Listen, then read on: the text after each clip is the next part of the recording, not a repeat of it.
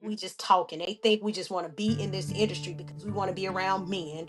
They think it's just something for us to show up to. And so it was not only about being consistent, but for me, it was literally, it was then, it is now, and it will always be about me exposing HBCU athletics because we don't get that exposure all the time that other people get.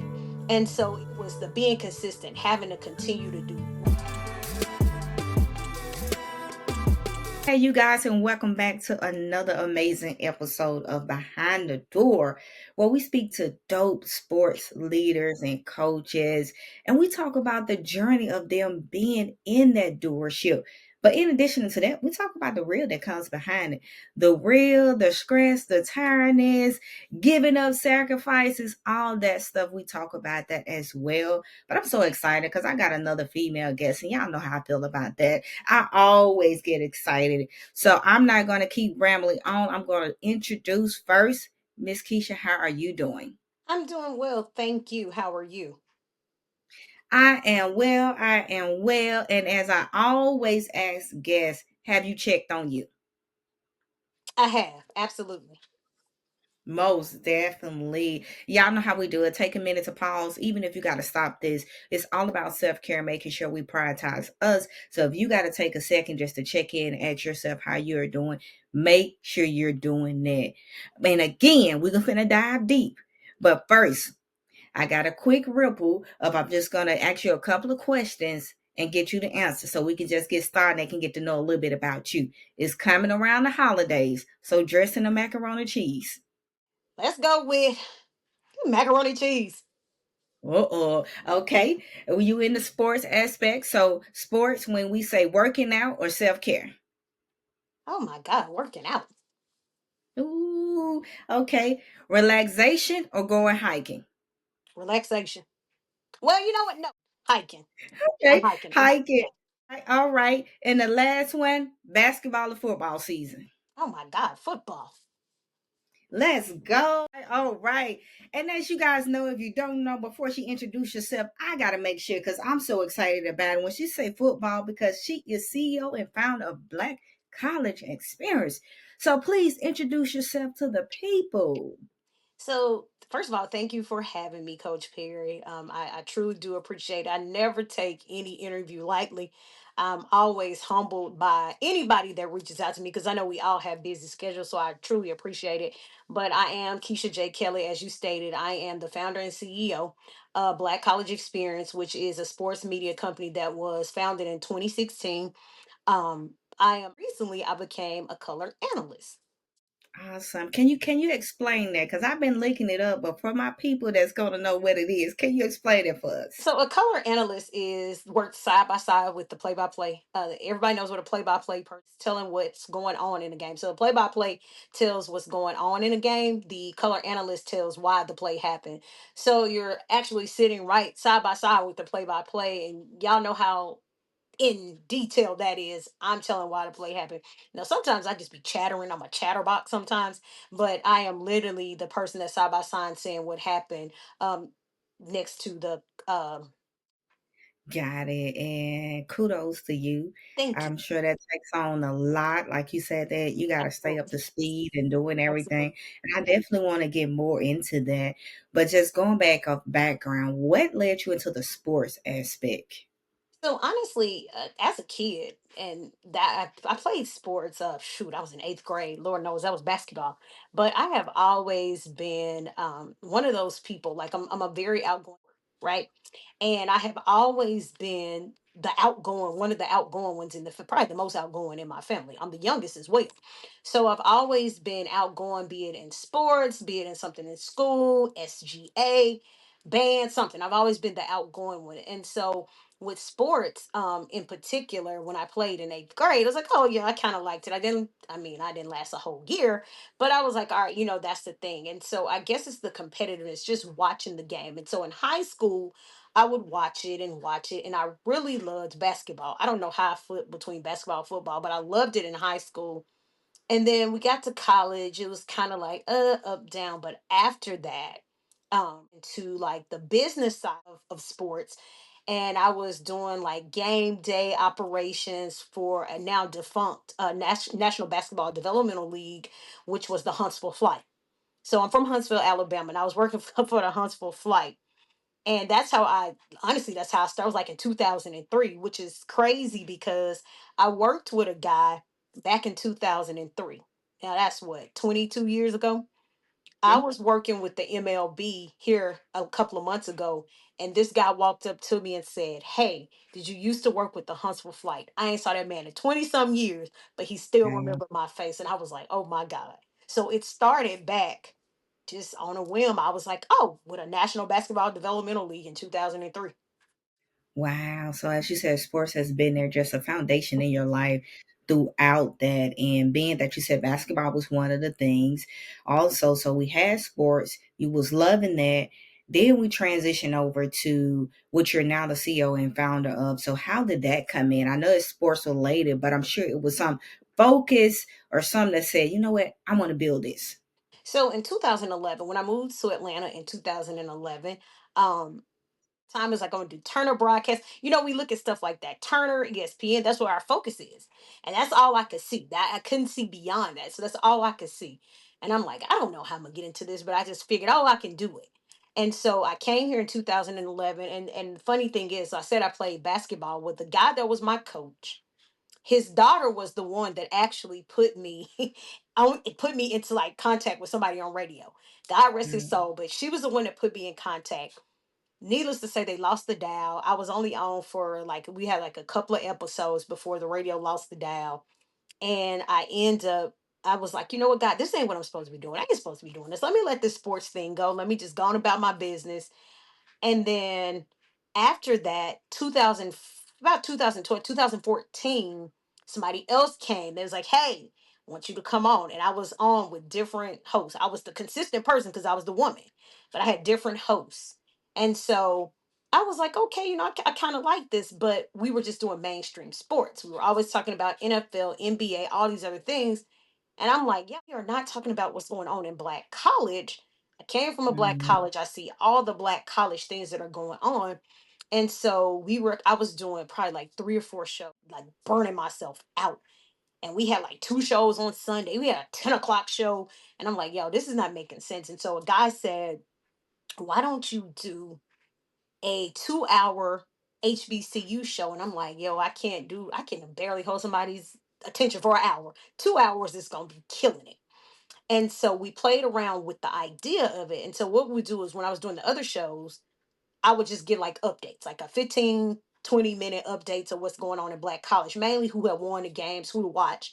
And then that started transitioning into, okay, we're gonna have to get like this a bigger segment because this 15 minutes ain't gonna be able to capture everything. And so the segment turned into an idea of, okay, well, if we do a show, what do we call the show? So now it's starting to form around 15. We're like, okay, now I'm trying to figure out the host, a name, all of the logistics to it. And I'm like, okay, well, we actually went to internet radio first. I was internet radio first. And I said, okay, well, this could be a thing. So once we figured the internet radio, we came up with the name. I had my first host, which is another lady from Florida and them. And we were like, all right, fine. We kicked off that show May of 2016. love it. The journey, the journey, the Yeah, journey, and the journey of not giving up though, right. on there. And we see so many times in life where things will come and Mhm, go, but the consistent what keep us there mhm, on it. And one of the things that I want to talk about that I heard you say is burnout. And that's what we want to jump into and move into. You're here, you're the founder, you're the CEO, you're doing so many amazing things, but we all forget about that aspect of what goes behind being that door. And I know on the back end of kind of information I gained from you, you was like, yeah, it's hard. And a lot of people just see us on the front, but don't talk mhm. about that part. So just talk about some of that trial that you went through to get where you are now. It's I always it's God, it's so funny because you talk to coaches so much and you talk about the buy-in. And the buy-in was one of the things, trying to get people to buy in. And that's one of the things, like you mentioned, is being consistent. Being consistent, knowing what you're talking about. And you and I both know, no matter how much we know, we gotta go 10 times harder against our counterparts because they think we don't know anything. They think we just talking. They think we just want to be in this industry because we want to be around men. They think it's just something for us to show up to. And so it was not only about being consistent, but for me, it was literally, it was then, it is now, and it will always be about me exposing HBCU athletics because we don't get that exposure all the time that other people get. And so it was the being consistent, having to continue to do it, having to keep going, having to get people to buy into it and not giving up on it in order, because it is hard street to be in. It truly is. There's times you want to give up when people tell you no. When, like you said, you're trying to get interview after interview. People, the interviews change. Some of them change the date. Some change 5 minutes before. Some people can't get the equipment. Things happen, and it is hard. And it's like the more consistent you are, the more buy-in, the more people believe in you, it gets easier. It gets a little bit easier, a little bit easier, and a little bit easier. And I've been in it for a while, so it's like, all right, it's more things that come with it. But it is definitely one of those industries. You got to have thick skin, and you got to have some grind and hustle about And with that thick skin, again, you go back when we talked about a little bit, you said being a woman. So, what are some things that you can give to that woman? Because I know, it's some women, especially with WNBA going as it is now, and so many, I'm not going to say WNBA, you got the Major League Women, shout out Soccer League. So, you got a lot of women now that saying, hey, I want to be this. I want to be that sports analyst. And she mean, like, what was the situation that you could tell them, look, I had to have thick skin because I had to come out and be real with these people and with these men. it's, I think it's like, don't take everything personal. I Early on I would take things personal. Now it's just like a brush off, like, okay, because they don't think we belong in the room. And every time I walk in a room, I own a room. And I tell people this now. I was like, it's not a flex, but it's tables I have sat at that men have never sat at and they will never sit at. So if you think because of your gender, you're gonna always go be able to be invited into the room, that's not absolutely the case. I have sat down with people that they can only dream of sitting down with. And that is for women. I always tell people, male or female, once you start, keep going. Do not look back. It just take that one step just to keep going. But as women, we have to do what we need to do and stop trying to make people believe that you belong. Believe enough in yourself that you belong. Do the work and keep it moving. You don't have to prove to nobody else that you belong. That will show up in your work every single time. And I'm gonna just put that on there, and y'all can't see the mic, but I'm getting closer to the mic, and I'm gonna say flex. Yeah, she just flexed on that, as she should, and I love it. And you guys know I get so passionate when the women are on here because we need more women. I'm gonna use the word flex, and we need more women flexing and telling other women to flex. And I love what you said. Stop acting like you don't belong. You belong. Like that's just a bar in itself. And I think as women, just because of the emotional beings that we are, we sometimes walk in that way of Mhm. I don't know, or second guessing myself on that. And like you said, now you walk in the room, owning the room. But was it ever a time before that you was just like second guess yourself on it? Absolutely. Absolutely. I would be so nervous to do interviews. And I'm like, all right, well, what do I say? And what you'll have is, you'll have veterans that were, it's like they're jumping over you, asking questions, asking questions, asking questions. And you're just like, all right, well, where do I jump in? And what do I say? And what now they'd be like, all right, you gonna start it? And I'm like, well, they ain't all, yeah, Kish, go ahead and ask the. And so it's been times, even now, working with the College Park Skyhouse, it's been times when it's just me and a coach. And I'm just straight, it's me and the coach doing an interview, or me and the players, and I'm like, yo, where's everybody else at? And they're like, oh, it's just you and them. And so they're like, oh yeah, we know. And I do. It don't take a lot for me. I ain't gotta have 500 questions, two, three, four questions, get it in, get it out, because I know what it's like. You done played a game, you done went through all of that. It's mental at this point. You just want to get showered, go home, whatever it is, especially if you lost. And so I don't try to carry it out. But there were times where I was just super scared to walk up to a coach and athletes because I didn't know what to ask. I didn't know what to say. And that came with studying, realizing again, you belong there. You belong there. You didn't work this hard. And I remember doing a game. This was Fountain City Classic some years ago, and I was so excited. It was like one of my first games. I was so excited to get there. And the guy had the camera guy, he was ready, he had me ready. And when I interviewed the guy, I froze up, had no idea. And he said, "You got all the way down here. This was your opportunity. And you asked that one question."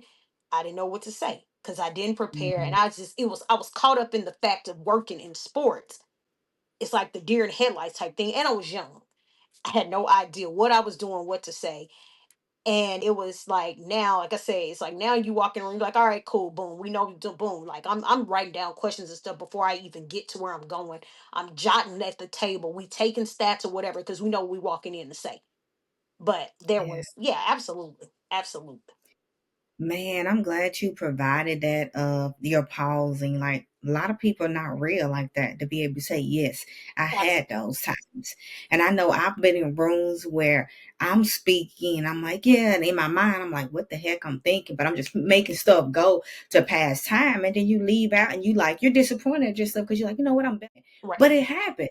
Right. It goes on there. So for you to say that, I hope you guys caught that from her saying, you know what, it was a time where I paused because I was worried about everything else. Hmm. But now you do preparation Hmm. because preparation beats everything else. Right. So, like you say, you have questions. So, what are some things that you prepare yourself before you even get there to your with the work you do? So with me, I always remember having going to, I think, a speaking engagement that Pam Oliver had.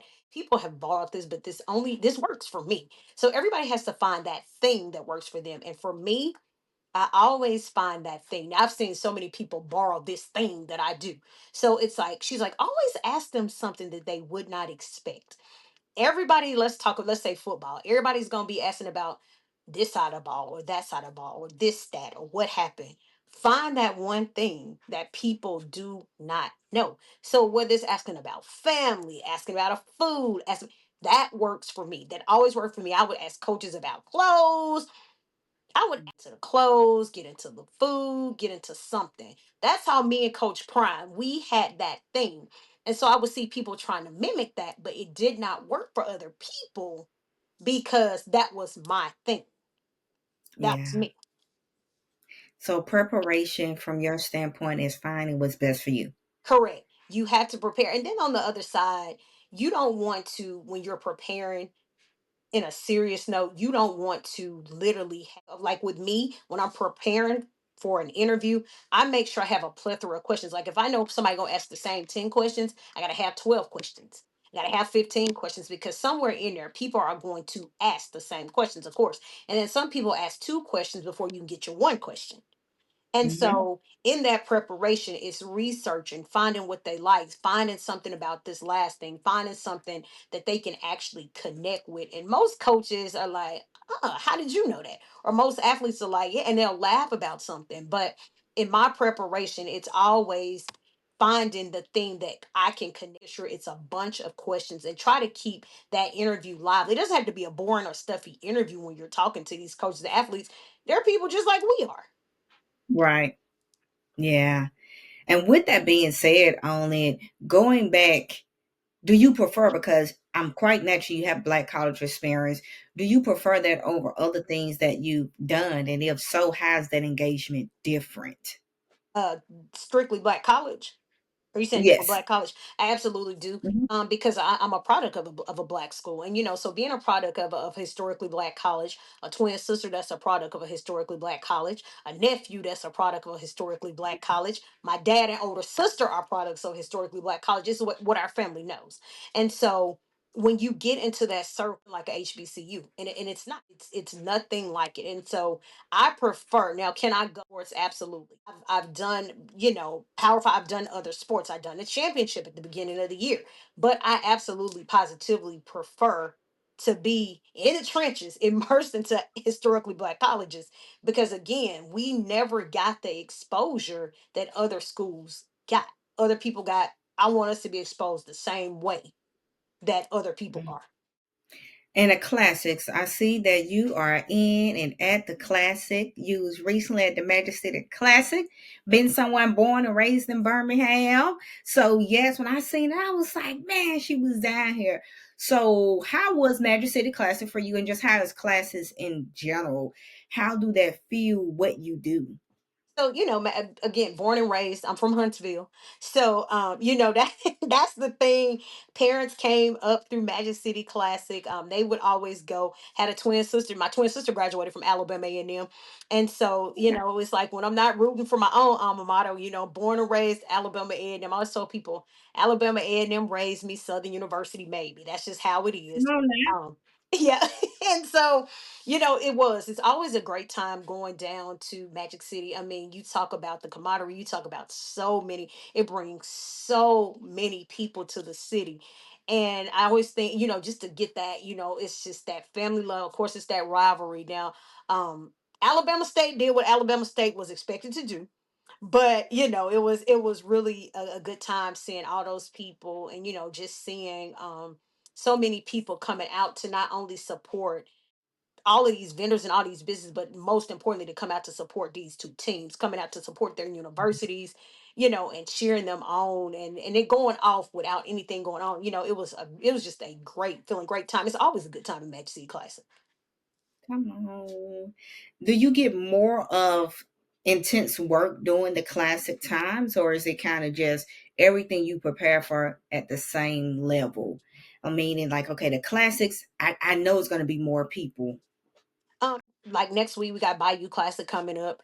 It's kind of like a no-brainer. Grambling has the better record, but going into a classic, in any other game is pretty much the same preparation. But when you go into like championship games, absolutely. When something is on the line, like this weekend, it's a lot of matchups when we know this person is going to determine who goes to championship. This person determines who goes to Celebration Bowl. With all of that on the line, you got repeat. So it is more preparation. Let's just say it's Jackson State again, just giving an example. You prepare for that, but you all got the storyline of injuries. But you also got the preparation, like, oh, well, they were there last year. But if you bring in somebody new this year, let's say it's Alabama State, then you got to prepare another line. Prairie View, you got to prepare like other lines because it's different teams going in. And so whatever happens with the Celebration Bowl championships and things, you do have to prepare a little bit more in detail because it's different storylines, versus like week to week. It's like, okay, well, if you ain't won no games or one game, Southern University, it's a little bit easier because you only won one game. I hope you guys are grasping that she's just saying it's so flawless, but we know it work that goes behind it and in that. And I want to continue, but I want to also stop right there where we're at and ask you, how do you do self care? What are the things that you do? Because it's work. Like you're saying something, I know it's fun, it's all that. Again, you're saying it flawless, but what do you do to help out yourself through all this? So, y'all, believe it or not, I have a 7-year-old niece. And when I absolutely positively want to disconnect from stuff, I disconnect. I'll call my niece, I'll FaceTime my niece, that's 7. And we're just having just random conversation. And she's like, Keisha, what are you doing? And like, I'm watching football. Whatever I'm doing, I'm telling her about it. She's like, are you coming to my house? And it's just like I'm talking to a little mini me because it's my twin Mhm. sister's child. So it's like a little mini me.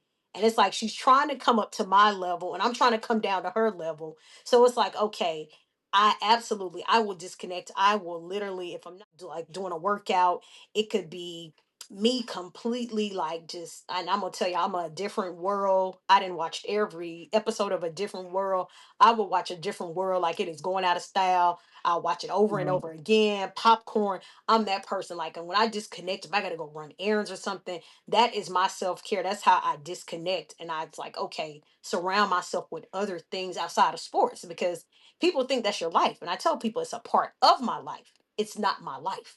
It's something I Mhm. do. It's something I love, but it's not the only thing that I have going on with my life. I love that you said that. Dr. Karen Hall, shout out to her. I had her on here, and that was another thing that she spoke about too. That it's a part of my life, Mhm. and being able to distinct yourself from that when it's time to pull away is so vital because so many of us will allow it to become everything, Right. and it can sometimes hurt us on it. So love that you said disconnect and being able to talk to the younger kids to you that is just so Mhm. vital of connecting with them. And since we're there, I love stopping places of where we're at. I talk about youth engagement, how Mhm. important it is with sports leaders And that's basically the foundation of why you do what you do, because we have young people. Mhm. And just how significant and as important it is for what you say sports leaders when they're talking and engaging with these young men and young women to actually also uplift them at the same time. Because I know you said you have various questions for them, but how important is that when you go up to them, because you get to really feel that heartbeat and know after that win, that loss, you see those things closer than everybody else. So, it's when you're having these conversations with young people, it's always establishing rapport with them. You don't want it to make it like you just walking up to them and you just want to ask them a question and then boom, we just want to put it out in the media. You actually want to establish that relationship. And that's one of the things in media I was talking about the other day. I was like, it's always good at the end of a season when you got an athlete or a AD or coaches coming to you. I said, but don't nothing touch when a parent tell you, thank you for all you did for my child. Thank you for covering my Mm. child. Thank you for all you doing. When you get those kind of compliments, those are the icing on the cake. So you're covering them all through the season, through the years. You want to make one that's on paper, one where it's just I'm walking up to you, hey, Coach Perry. You want to make sure, hey, if there's something that the coach said, hey, man, I saw you like oatmeal cookies or whatever. You want to make that an authentic conversation. You literally Mm. get to see the beginning and end of their journey. You want to make sure you keep that connection open if it's ever, because if I ever want to interview you, I don't want to just be I flip up and I hop up trying to interview you and we never had a conversation before. Do you have any stories or any kids that you follow and it's just been a dynamic relationship? Like all us build relationship. As a former coach, I got some kids now that I have from middle school and now they in college. Shout out to Mouse College. I have a lot of my babies that I coach. And it, like you said, it's a certain feeling. So whenever I go to anything or the game, the parents and hearing from the players, it's like, I literally be in tears. So have you had one of those And situations? that's the crazy thing because I'm like, all right, I'm the reporter. So it's like, all right, we can't get caught up in it. But when you actually see them, make it when they win championships like this weekend, past weekend, Albany State. I was covering Albany State and Benedict. And so Isaiah Knowles, which is quarterback from Albany State. After the game, I was trying to stick around for them, and it's like a wrap up. Everybody's trying to wrap up. Everybody getting a family, and his dad comes up to me and he said, "Hey, I follow you on social media." And a lot of people, so many people that I talk to, I don't know everybody. And so he said, I said, "Oh, I'm sorry. What's your name?" He said, "I'm Isaiah Knowles' dad." And I said, "Oh," or he might have said his first name, Chuck. And I said, "Oh." And so he goes into, "I'm Isaiah's dad." And that's when he gets into the thank you for everything you've done, not only for my child, but for all of these athletes, all HBCUs. And they go into that. And so I have watched athletes time after time. Of course, Southern University. I have watched them. I have watched them go on. I've watched them grow, be it in athletics, be it them going on to respective professions. I have watched them grow. And one that's really right now that sticks out, Devon Gales or Devon Gales, back in 2015, Southern University was playing UGA. And that's when he had the freak accident and he became paralyzed. But he was paralyzed and he couldn't walk again. And so he took all this time rebuilding strength. And through the time, never lost contact with him. This boy is getting ready to graduate from UGA on December 12th. So those are the kind of stories, and you just like, oh my God. You went in as a Southerner. We gonna always keep you as a Jaguar because that's where you were playing. But UGA never took their hands off of him. Like everything that went on, we were there when he was like he was going through the care, when he was in the Shepherd Center, all of that. Still talk to him, still see him at homecoming, still have a relationship with him. But to see him graduate on December 12th is like one of the most moving stories, probably for me. Wow. Taking it in, definitely on that. I love those are my best parts of it is just the impact that you make. Absolutely. The work is good, but the Mhm, impact that you make of just loving on, like you said, from the youth, the mhm, parents and everything, is just loving what you do. And I know you made that on one of your posts recently is love what you do and do what you mhm. love. And that is just so vital because you was able to recently become the first woman to do a sports broadcast at Mhm. Morehouse. So Kudos to you. Thank Kudos to you. you. Yes, of loving what you do. So how was that feeling as we get a wrap up? How was that feeling knowing that you was the first Oh, woman you to know do what? this? I'm one of those people like nothing ever hits me until after the fact. And that's how I keep myself grounded because I never get caught up in the moment. And so I think the only time I probably get caught up in the moment is like when I meet LeBron. That's probably like the only time I get caught up in the moment. Like when I meet LeBron, I Me, probably get me caught up in too. the moment. But in the moment. And so we're just going through broadcast. And then I said, wait, at the end, I was like, wait, were we the first? And it was like, yeah, prior to y'all coming, we really weren't doing. And I was like, oh no, yeah, we got to like this really, and I really wasn't processing what was going on because he gave us jerseys. I'm like, okay, well, maybe he just commemorating like the moment. And then I'm like, and when I left, I said, wait, we were the first. And he was like, yeah, y'all were. And I was like, listen, I want my name on the building. I want my name on the board. Like, I want to be recognized. Like, what y'all doing? Come on, Morehouse. I've been covering Morehouse for years. And just to see that Wow. happen, and I said, to be this person, not only a woman that is in this industry, but to say that we are Black women in this industry, I'm Mm, not from Atlanta, to say that we have broken into a prestigious university and was able to, that may not mean a lot to some people, but to me, that's big. It's big. yeah, it definitely is. It is a lot. I believe with that, and I know you've opened the door for so many other women, and so many other women are watching and are looking at you. I've just been blessed of watching from LinkedIn. So shout out to LinkedIn, guys. If you ain't on LinkedIn, that has been a blessing to me the last year of really focusing on it and just seeing your experience and people that you are connecting and touching and the work you do. Like you said, it's so authentic. It's just so easy to connect. You know how you have some people you be like, oh, I'm scared to talk to them, or they look like they don't want to Right. be touched, but you just the real as it can Thank be. you. And I thank you for that because so many other women are looking for women to say, you know what, I can be her. Mhm, I see mhm. her. I can do the things she do. So thank you for that. And again, as we can near wrapping up, I always ask my guests, what is one play or one thing you would like to leave the audience with? I say one play, but you may have multiple things. But what is something you want to leave them with? I always listen. This was something I heard Coach Prime say, and I always echo it.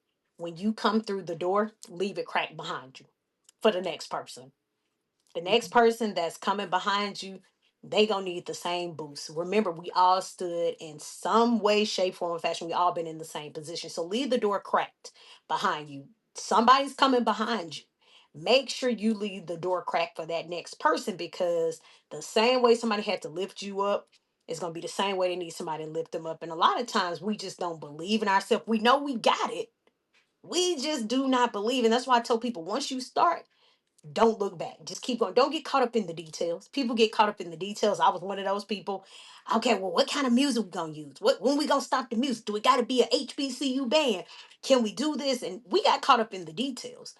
And I told my co-host, I'll tell them now, I was like, looking back on it, sometimes, just sometimes you got to grow your wings on the way down.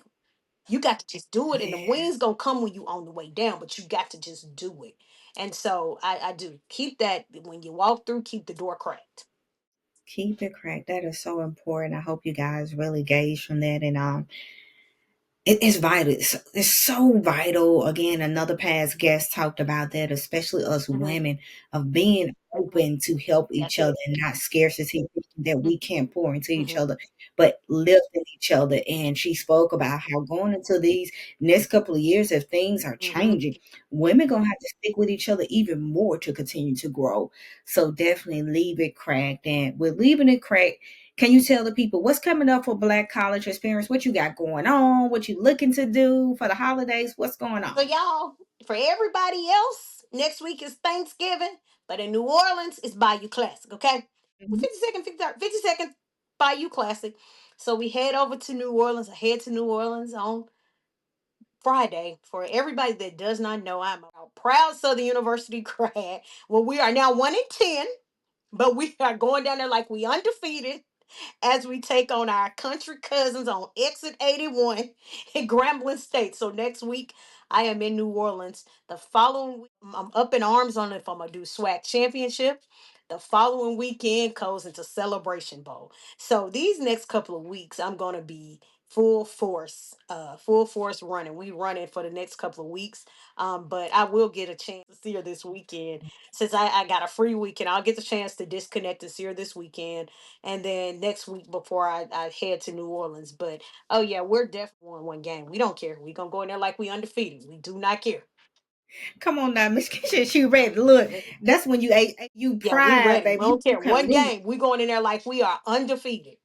Now, hey, them games be matter. Just okay, who else we play? But when we play that certain Yep, opponent, that's that's what it. matters. That's it. Most definitely.